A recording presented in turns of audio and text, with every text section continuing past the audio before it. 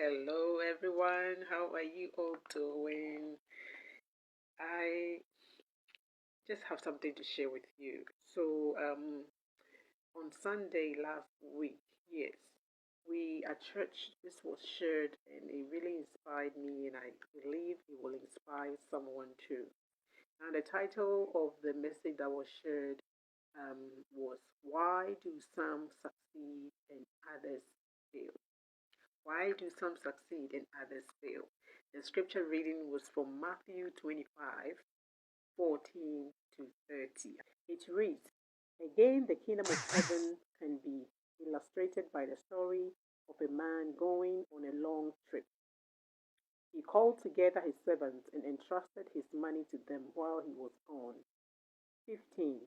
He gave 5 bags of silver to one, 2 bags of silver to another, and 1 bag of silver to the last, dividing it in proportion to their abilities. He then left on his trip. Verse 16. The servant who received the 5 bags of silver began to invest the money and earned 5 more. The servant who, with 2 bags of silver, also went to work and earned 2 more. But the servant who received the 1 bag of silver dug a hole in the ground and hid the master's money. After a long time, their master returned from his trip and called them to give an account of how they had used his money. The servant to whom he had entrusted the 5 bags of silver came forward with 5 more and said, Master, you gave me 5 bags of silver to invest, and I have earned 5 more. The master was full of praise. Well done, my good and faithful servant. You have been faithful in handling this small amount, so now I will give you many more responsibilities. Let's celebrate together. The servant who had received the 2 bags of silver came forward and said, Master, you gave me 2 bags of silver to invest, and I have earned 2 more. The master said, Well done, my good and faithful servant. You have been faithful in handling this small amount, so now I will give you many more responsibilities. Let's celebrate together. Verse 24. Then the servant with the 1 bag of silver came and said, Master, I knew you were a harsh man, harvesting crops you did not plant and gathering crops you didn't cultivate. I was afraid I would lose your money, so I hid it in the earth. Look, here is your money back. But the master replied, You wicked and lazy servant.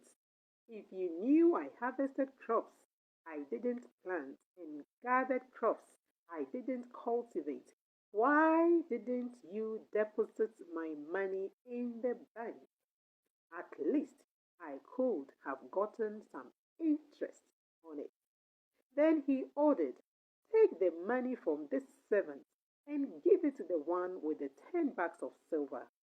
To those who use well what they are given, even more will be given, and they will have in abundance. But from those who do nothing, even what little they have will be taken away. I'm going to end here, the reading here, and I'm just going to go through the points that he shared. 3 people were given talent, okay? They were given talent and they were given it according to their abilities. So the one who was giving them the talent knew their abilities. He knew what they can handle. And so he gave them according to their abilities. Yet some of them, 2 of them went ahead and did what they were supposed to do, and they succeeded because they multiplied what they were given. The one with the 5 silver ended up with another 5, extra 5, making 10. He made profit. The other one also went to work immediately and also made two profits. So his became four. But the other one, the last person who received one, did not go to work. He actually dug a hole and hid the money there and returned the money to the master when he returned without any investment because any interest because he did not invest that money in anything. And that is why some people would succeed in life and others don't succeed, even though they are all giving something. So he did not expect something from someone a servant that he gave nothing to. He gave them all something, and he gave them according to their what ability. Now, what the speaker man was saying was that why do some fail? He started off with the failing first, and he said that some fail because they have wrong approach to life. People fail in life because they have wrong approach to life. In just before they even start, they just get it wrong. So wrong approach to life is that you have been given something and your attitude or your approach is to bury it. You don't think about the person who has given me the thing. How do I even look after what this person has given me? There are people that you give them things to look after for you, or you trust them. You trust them with something. Then you come back and they can't account for it. They have lost your money, especially way in the diaspora. You send money back home to people to start businesses for you, to start projects for you, and they waste all the money and they can't account for it. So they have wrong approach to life. The second point he mentioned was wrong attitude because his attitude was like, how come, when he said by comparing ourselves with each other, they became unwise. So if you are comparing yourself, the person who has more and what they are handling, you don't know what they are going through. They are able to handle that because they have the ability to handle the five silver or to handle the challenges that will come with investing five silver or the two. They have the ability to do that. And God has given this person, or the master gave this person one, and he is comparing himself with the others. Like, oh, why would he give someone five, two, and give me one? That attitude, that negative attitude, negative mentality that the people we think they've treated us badly because they've preferred others to, I don't know, they've preferred others over us or things like that. Anyway, he said wrong attitude was number two. Number three was selfish. He was selfish, so he did not multiply it. Oh no, he was thinking about himself. Hey, I'm afraid that when you come and if I invest this and I make a loss when you come, you're going to do this and do that to me. I better take care of myself. Let me just put your money here. When you come, I give you your money. No problem. We are cool. That is his attitude. He was selfish, procrastinating. So he said the two went straight to work. When you read it, he said they went straight to work. You have been given something.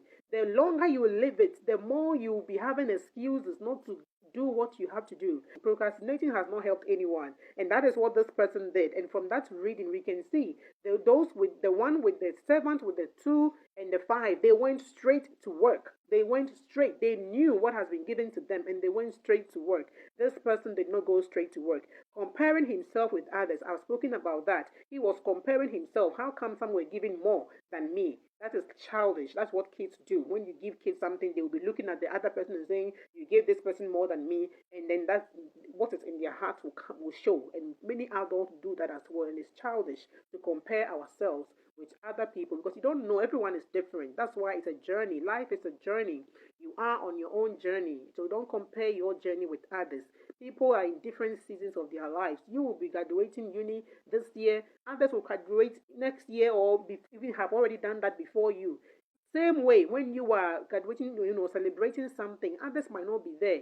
So when you are not there and others are celebrating, celebrate with them. You will get there too. That is what we should know, that is a perspective that we should have about life. So he was comparing himself to others, and that's why he failed in his assignment. He also buried his talent. So he had talent, okay? He was given something. I always say God does not make junk. Every one of us has something in us. So he did not value what he had. He buried it. So he buried his talent. And then he blamed his what? Master for his unproductivity. He blamed the master now that I know you. I know you, master. You are the one reaping and cultivating where you have not sown or where you have not planted. He's now blaming someone. And that happens a lot. People don't succeed because they blame those who are trying to help them. And because of their own unproductivity, their own laziness and procrastinating, they end up blaming, like this servant did, he was blaming the master. Because of time, oh, it's 12 minutes gone already. Let me just rush through what he said. I'll just read here. He said, receiving the 1 talent was even an act of grace from God because he didn't have anything and he was giving one. So we have to be grateful. If we are not grateful for the little we have, that is when we become jealous of other people, what they have, and also we start to compare ourselves with other people. But when we are grateful for whatever we have, doesn't matter how small it is, we are grateful, then that gratitude will also help us to put some things, well, to say gratitude is a key to multiplication. So when we are grateful, then we'll be able to multiply whatever we have been given. He also says that he did not see into the future of spending eternity with the Lord.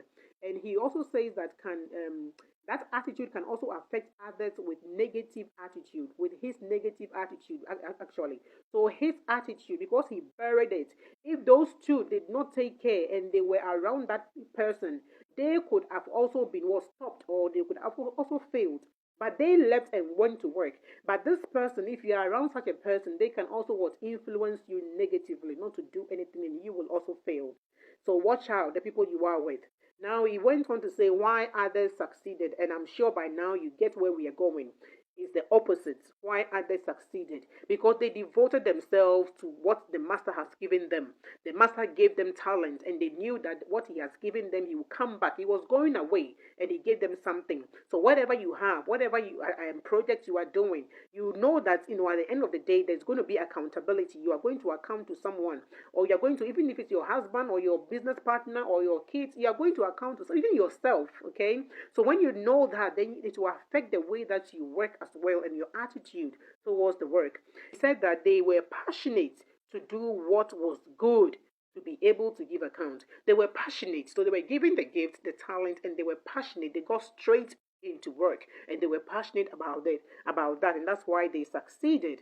And he also went on to say that they inspired themselves. The master only gave them the talent, and he went away. They inspired themselves. They got up and got the job done. They got up and thought, this has been given to me. I don't want to waste it. When he comes, I want to be able to tell him something. So they went out and they did what they could. He did not tell them where to invest, but they knew that they had to invest, and they knew where to invest so that they can make profits, okay? Because they all doubled what was given to them. Passionate. We need to be passionate, and they inspire themselves to keep going. Even when the going gets tough, they encourage themselves like David did, and he mentioned that when there was time that after they have gone for war and they came back and people have stolen, raided their camp and taken their wives and kids and stolen all their livestock, and they wanted to stone David because he is their leader. So sometimes things go wrong, and as a leader, people will come after you. But as a leader, whether you're a mentor or a coach or a leader of wherever you are, even your own family, you have to encourage yourself when things go low. And that is one point that he said that I was also happy with. And then he said they invested their talent. So it's basically the opposite of all the things that the one who failed did not do. So they were proactive. They did not procrastinate. And they looked forward to the master's coming to give account. Also redeeming the time. So they knew the master was coming back. You know that we haven't got you haven't got eternity on this earth. You know that there's a time coming. No one knows the future, but there's a time coming when the things that we are doing now, we can't do. So whatever you find yourself doing, the Bible says, whatever your hands finds doing, do it with all your heart. I hope you are blessed with this.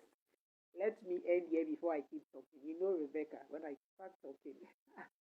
Anyway, God will you bless you. Have a very, very blessed Sunday.